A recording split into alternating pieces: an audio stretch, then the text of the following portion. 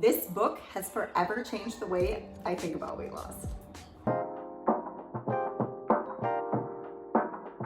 For the past 2 years, I have lost and maintained a 30-pound weight loss. In this video, I'm going to be going over the 5 major strategies I have been able to implement from the information I have learned from Dr. GREGER'S How Not to Diet. And you want to stick around to the end because number 5 is my favorite. So the first major takeaway I have learned from reading Dr. GREGER'S How Not to Diet is his Dr. GREGER'S weight loss seasoning mix. I don't really know what to call it. It's like a 1/4 teaspoon of garlic powder, a full teaspoon of ground ginger, a 1/2 teaspoon of cayenne pepper, 2 teaspoons of nutritional yeast, and 1 teaspoon of cumin. And if you really want those added benefits, you add 2 teaspoons of vinegar to each meal. Now I know this sounds super tedious and kind of annoying if you do it on a daily basis, but you can make like a giant seasoning mix, like take an old jar and just pack it full of these different seasonings in their accurate measurements and just add about 4 teaspoons each day and you get the benefits. So what's great about this tactic is that it's so easy. You don't have to sweat. You don't have to find a lot of energy. It's just adding a bunch of seasonings, a bunch of delicious seasonings to normal food. Now I tend to put these on my salad every day as well as my soup. I'm very monotonous. I love a different salad every day and I love a different kind of soup every week. So super easy tactic, add these to your meals every day. So the second major takeaway from Dr. GREGER'S How Not to Diet is his implementation intentions.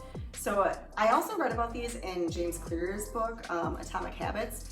Implementation intentions are not a new approach. They are very old school when it comes to behavioral tactics, but it is nonetheless helpful. Basically, you plan ahead. This is what I plan to do in this circumstance. So say you have like a trigger situation when you go out to social events and when you're with specific friends or you're at a specific family member's house on a holiday, you tend to overindulge or you tend to eat something that you're later going to regret or you're not proud of. What this teaches you is to formulate a plan ahead of time. When X happens, I will do Y. So say when Jennifer offers me a piece of cake, I will politely decline and have a piece of fruit instead. Or if I am having some sort of craving on any given day, my plan is to go for a walk or chug a glass of water or maybe distract myself with some kind of educational material. It's just setting up some boundaries and, like I said, having a plan before you go into a circumstance where you know you're going to encounter these old environmental cues and triggers that will inevitably bring on some of those behaviors that you're hoping to reduce or completely get rid of altogether, like binge eating and eating really harmful fatty foods or something. If you found those tips helpful so far, make sure you give this video a like. It really helps to support my channel. All right, moving on to number 3.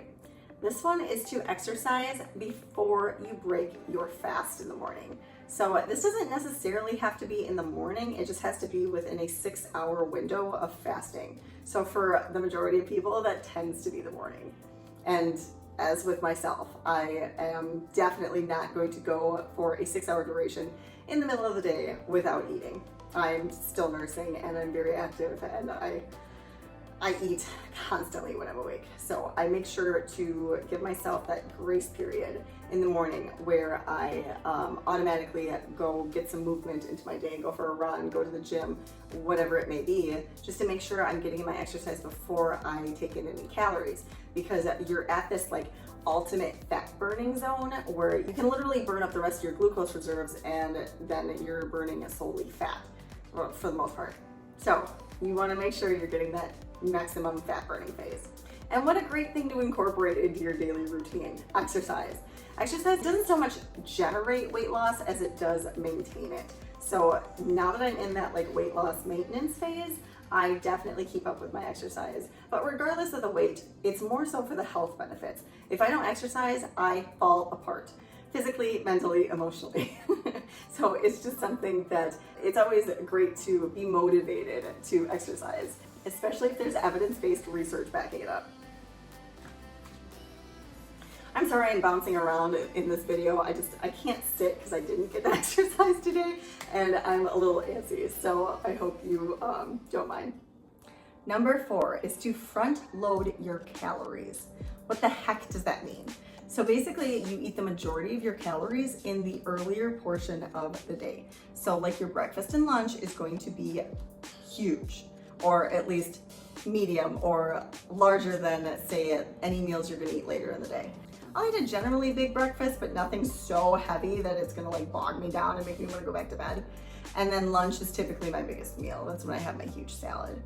And I don't typically eat dinner. It isn't even in my thought process at this point. Like, it's just, I'm not hungry. I'm still full from my lunch. So bonus, there's nothing that says we have to eat 3, 4, 7 times a day. That's complete baloney.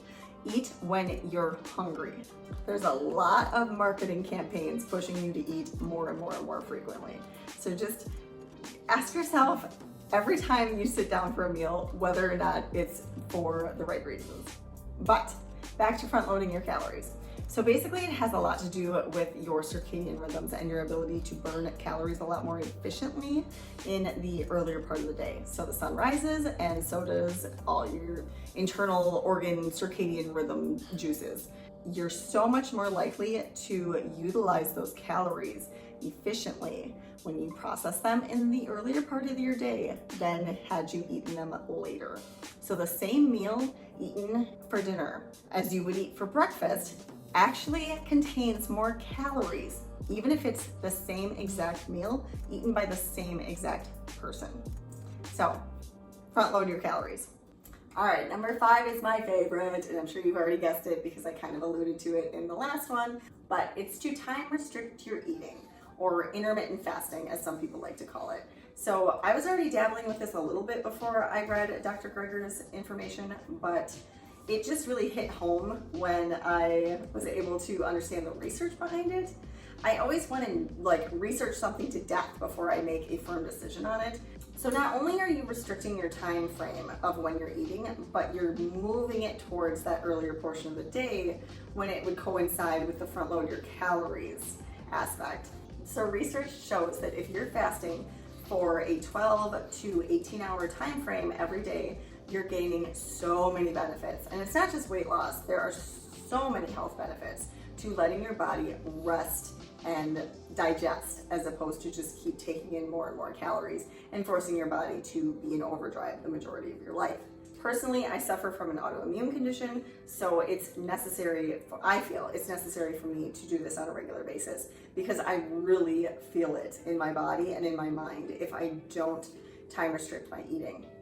If I'm constantly digesting, my body can't be focusing on more important things like doing the neuronal housekeeping and taking care of different regenerations throughout my body, especially my intestine, which happens to be the major site of injury in celiac disease.